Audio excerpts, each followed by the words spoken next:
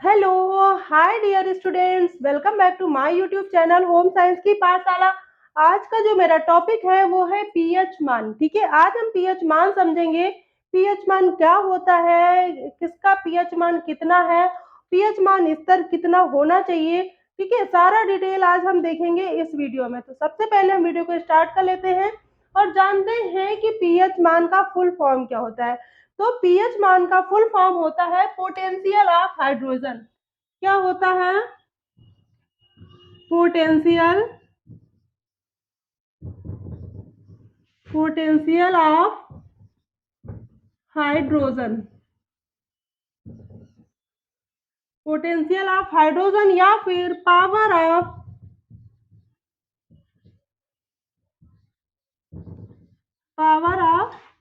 Hydrogen. और किस चीज में ठीक है, किस चीज में पोटेंशियल ऑफ हाइड्रोजन या फिर पावर ऑफ हाइड्रोजन देखा जाता है? तो विलयन में। किसी भी विलयन का जो पोटेंशियल ऑफ हाइड्रोजन है, मतलब उस विलयन में हाइड्रोजन की क्षमता क्या है, यानी हाइड्रोजन की शक्ति क्या है, वो होता है पीएच मान। तो क्लियर हुआ पीएच मान क्या होता है। पीएच मान होता है पोटेंशियल ऑफ हाइड्रोजन, मतलब हाइड्रोजन का धारण क्षमता, मतलब हाइड्रोजन कितनी है, उसकी क्षमता कितनी है उस विलयन में। और पावर ऑफ हाइड्रोजन मतलब उसका पावर कितना है उस विलयन में, हाइड्रोजन का पावर कितना है विलयन में, वो निर्धारित करता है पीएच मान। उसी को कहते हैं पीएच मान। पीएच मान का संतुलित रहना हमारे शरीर के लिए बहुत ही ज्यादा आवश्यक है। और किसी भी विलयन में पीएच मान को संतुलित रखना बहुत जरूरी होता है। तो पीएच मान क्या होता है? पीएच मान से निर्धारण होता है कि कौन सी चीज एसिडिक है, कौन सी चीज अल्कलाइन है, या फिर कौन सी चीज न्यूट्रल है। मतलब कि कौन सी चीज उदासीन है, कौन सी क्षारीय है और कौन सी अम्लीय है। तो ये क्लियर होता है पीएच मान से। ठीक है, तो पीएच मान को समझने के लिए हमें एक स्केल समझना पड़ेगा। वो स्केल क्या है वो देखते हैं। जो पीएच स्केल है, सबसे पहले तो हम ये जानेंगे कि पीएच स्केल बनाया किसने है। जो वो पैमाना है पीएच का, पोटेंशियल ऑफ हाइड्रोजन का, उसको बनाया किसने है, सबसे पहले तो हम ये समझेंगे। PH scale. ठीक है, पीएच स्केल, जो पीएच स्केल होता है इसको बनाया है एसपी सोरेनसन ने। किसने बनाया है? एसपी सोरेनसन ने। जो एसपी सोरेनसन है, इन्होंने एक स्केल बनाया जिसमें उन्होंने बताया है कि इस स्केल में कौन सी चीज क्षारीय होगी, कौन सी अम्लीय। तो हम देख लेते हैं। उन्होंने एक स्केल बनाया जिसको उन्होंने नंबर दिए 14 तक। ठीक है, कितने? 14। और कितने से? 0 से। तो अगर आपसे पूछा जाए जो पीएच स्केल है उसमें नंबर कितने हैं, कितने नंबर तक है, तो 0 से 14 है और बीच में आता है 7। ठीक है, बीच में आता है 7। तो जो 7 होता है ना, ये होता है न्यूट्रल। क्या होता है?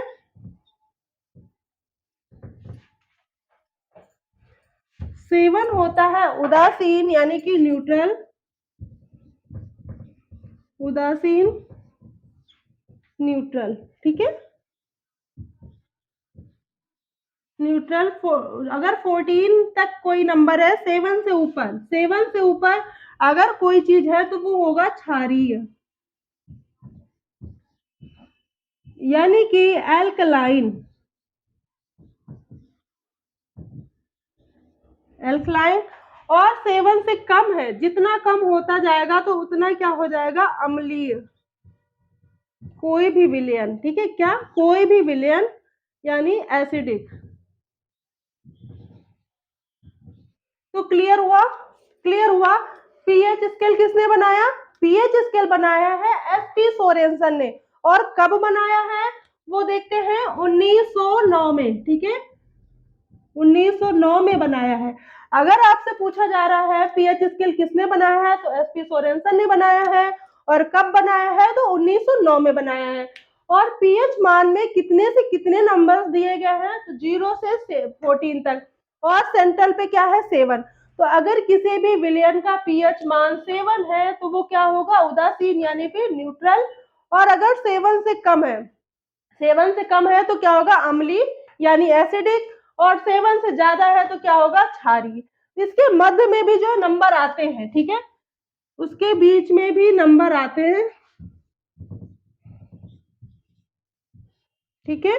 इस तरीके से पीएच स्केल है।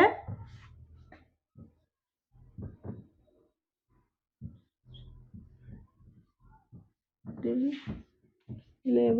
12, 13 इस तरीके से नंबर दिए गए हैं पीएच स्केल में, ठीक है। तो अगर किसी भी चीज का पीएच मान लिया 4 है तो कितना हुआ, क्या हुआ, वो चीज हुई अम्लीय, ठीक है। और जितना इधर जाता जाएगा उतना ही ज्यादा अम्लीय होगा, मतलब हाइड्रोजन की सांद्रता जो है अम्लीय प्रदर्शित करेगी, हाइड्रोजन की सांद्रता बढ़ती जाएगी, और जितना ही ज्यादा इधर हाइड्रोजन नंबर दिखाएगा उतनी ही वो चीज, वो विलयन क्षारीय होगा। तो इतना क्लियर हुआ ना। तो अगर आपसे पूछा जाए किसी चीज का पीएच मान 5 है और किसी चीज का 2 है तो कौन सी चीज ज्यादा अम्लीय होगी, तो वो होगी 2 वाला नंबर, जिसका पीएच मान होगा वो ज्यादा अम्लीय होगा।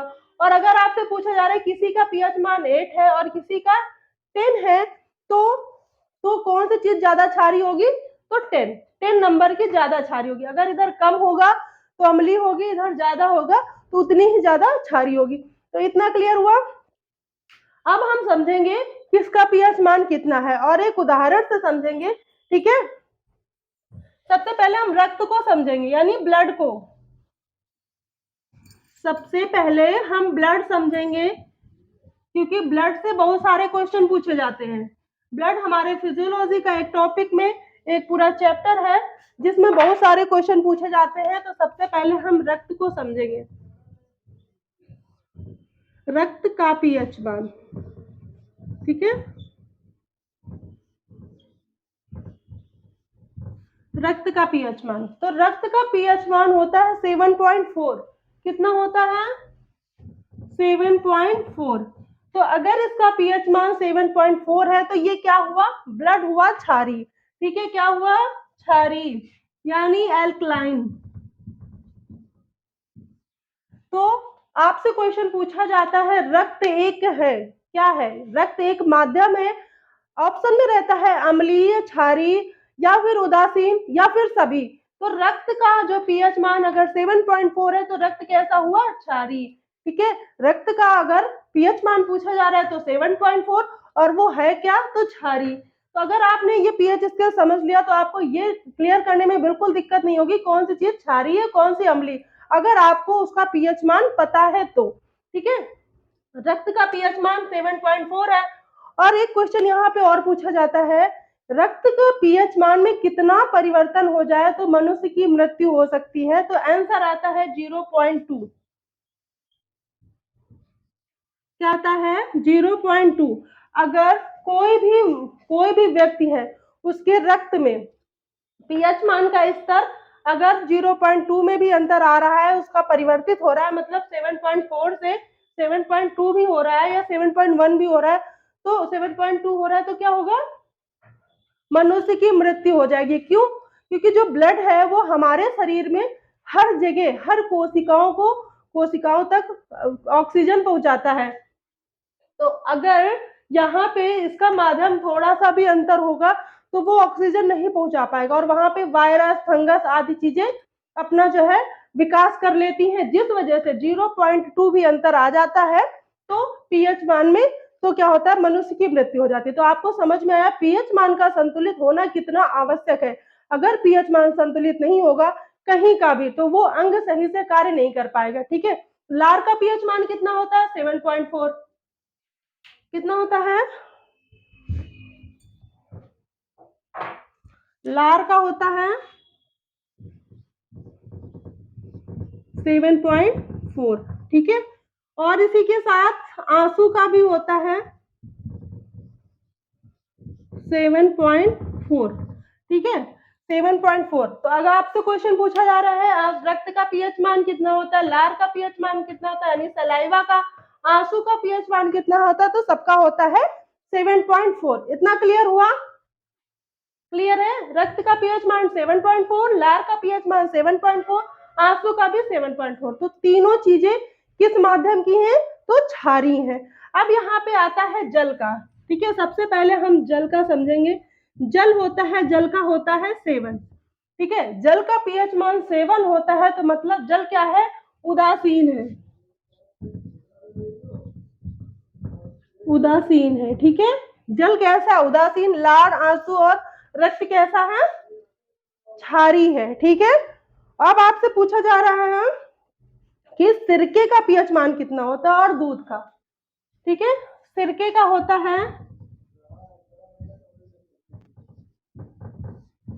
दूध का, दूध का होता है 6.4। ये थोड़ा सा बदलता भी रहता है, वो आपको ऑप्शन के उस पे इसको क्लियर करना होगा। मतलब हर दूध का पीएच मान अलग अलग होता है। ठीक है, और सिरके का होता है 3 होता है। ठीक है, सिरके का 3 होता है। इसी तरीके से पीएच मान आपसे पूछा जाएगा। आपको क्वेश्चन दिया जाएगा कि सिरका का पीएच मान 3 है तो वो किस माध्यम का है? तो एसिडिक है। ये पता चला 3 है, क्यों? पीएच स्केल में वो 7 से कम है। ठीक है, तो कैसा है? एसिडिक। दूध कैसा है? ये भी एसिडिक होगा, अम्लीय होगा। ठीक है, और जो रक्त है वो क्षारीय होगा। जल क्या होगा? न्यूट्रल होगा। ठीक है, और अगर हम बात करते हैं किसकी? बेकिंग सोडा की। सॉरी, बेकिंग सोडा पूछा गया है। बेकिंग सोडा का पीएच मान कितना होगा? बेकिंग सोडा का पीएच मान कितना होगा? तो 8.3। ये क्षारीय माध्यम का है। ठीक है, तो आपको अगर पीएच मान याद होगा तो आप अच्छे से समझ पाएंगे कौन सी चीज अम्लीय है, कौन सी क्षारीय। और इम्पोर्टेंट पीएच मान हमने यहाँ बता दिए हैं जो कि परीक्षा में पूछे जाते हैं। ठीक है, और एक और पूछा जाता है नमक का। ठीक है, नमक का पूछा जाता है। नमक का पीएच मान भी 7 होता है। क्या होता है? 7। तो वो क्या है? उदासीन। ठीक है, वो है उदासीन। इतना क्लियर? इतनी सारी चीजों का पीएच मान पूछा जाता है, और भी पूछा जाता है। तो और ये पूछा जाता है कौन सी चीज अम्लीय है, कौन सी क्षारीय। तो इसके बेस पे आप बता सकते हैं कौन सी चीज अम्लीय है, कौन सी क्षारीय। तो आपने आज पीएच मान के बारे में सारा डिटेल पढ़ा, किसका पीएच मान कितना होता है और वो उस बेस पे वो अम्लीय है कि क्षारीय। ठीक है, इतना क्लियर हुआ? आई होप आपको आज पीएच मान क्लियर हो गया हो, और इससे मिलते जुलते, इससे रिलेटेड जो भी क्वेश्चन आए आप आसानी से सॉल्व कर लें। तो आई होप ये वीडियो आपको पसंद आई हो। अगर वीडियो पसंद आई हो तो प्लीज वीडियो को लाइक करें, शेयर करें और चैनल को सब्सक्राइब करना बिल्कुल ना भूलें। बेल आइकन जरूर दबा लें जिससे कि हमारी नई वीडियो का नोटिफिकेशन आपको मिल पाए। Thank you for watching my video. Thank you so much.